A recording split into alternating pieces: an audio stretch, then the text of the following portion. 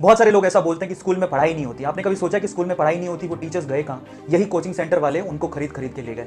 अगर जिस दिन ये कोचिंग सेंटर बंद होंगे, वो टीचर्स कहाँ जाएंगे? वापस से उस स्कूल्स में जाएंगे।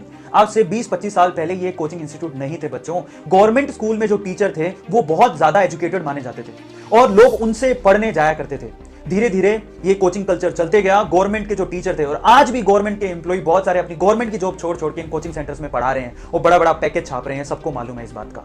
स्कूल्स बर्बाद हुए, उसका रीजन भी कोचिंग सेंटर ही है। आप लोगों को बताया नहीं जाता, लेकिन सच ये भी है। कहने की मतलब सिर्फ इतनी है कि स्कूल्स में पढ़ाई होती थी, अब नहीं हो रही है। उसके रीजन कुछ और हैं और उसका पूरा अगर किसी को ब्लेम जाता है तो कोचिंग सेंटर को जाता है, क्योंकि वहां के टीचर सारे कोचिंग सेंटर में चले गए। कुछ टीचर ने अपने कोचिंग सेंटर ही खोल दिए। गलती कहां? अगेन कोचिंग सेंटर की। रैंक बनाने का काम कोचिंग सेंटर नहीं करते। मुझे बहुत सारे मैसेजेस ऐसे मिले कि सर, जो टॉपर होते हैं उनकी रिस्पॉन्सिबिलिटी तो ये कोचिंग सेंटर उठा लेते हैं, लेकिन जिनका रैंक नहीं बनता उनके बारे में क्या? उनके बारे में तो कोई बात ही नहीं करता है। Now think of it. उनके पास एडमिशंस लाखों में होते हैं, लेकिन सिलेक्शन 5,000 4,000 भी नहीं होते। Think of it, think of it. हमें सोचने की जरूरत है। इसलिए सबसे पहले कोचिंग कल्चर को लगाम लगानी पड़ेगी। और आपके एडवर्टीजमेंट से इन्होंने इतने ज्यादा फीस बढ़ा दी है, 2.5 लाख, कोई 1.5 लाख। इतनी फीसें होती हैं क्या है एनसीईआरटी में? मुझे समझ में नहीं आ रहा कि जिनके लिए आपको कोचिंग करने की जरूरत है।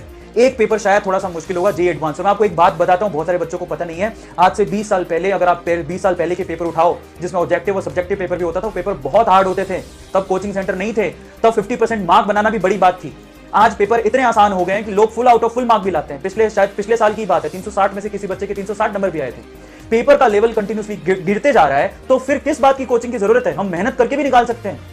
और अभी तो जो आप पेपर का पैटर्न देखोगे वो सारा का सारा एनसीईआरटी से है। मुझे समझ में नहीं आता, सिर्फ एनसीईआरटी को पढ़ के जब आपका सिलेक्शन हो सकता है। अगर आप शिद्दत से पढ़ लो, थोड़ी बहुत जो मदद की जरूरत है, वो बहुत सारे सोर्सेज हैं, बहुत सारे। आप ढूंढिए तो सही। सिर्फ कोचिंग सेंटर जाने से रैंक नहीं बनता। अच्छा, एक और बात, अगर आप कोचिंग सेंटर जाना चाहते हो तो कोचिंग सेंटर वाले को बोलो, जब आप इतना फीस ले रहे हो, आप लिख के दो कि आपका सिलेक्शन हो जाएगा। कोई नहीं लिख के देगा। तो गारंटी कहां है? गारंटी स्टूडेंट में खुद में होती है। स्टूडेंट में खुद में। अगर वो डिसिप्लिन्ड है तो उसका सिलेक्शन हो जाएगा, डिसिप्लिन नहीं है तो उसको आप कहीं भी डाल दो, उसका सिलेक्शन नहीं होगा। जो अगर आप सोचते हैं कि ऑल इंडिया रैंक 1 ये कोचिंग इंस्टीट्यूट ही बनाते हैं, तो बहुत सारे टॉपर ऐसे हैं जो अपनी रैंक बेच देते हैं। मैं उन पेरेंट्स से कहना चाहता हूं जिनके बच्चों ने अपनी रैंक बेची। आज वो रैंक बेच रहा है, कल को आपको बेचेगा, परसों अपने देश को बेच देगा। संभालिए, जरूरी है, संभालिए। हमें सोचना पड़ेगा।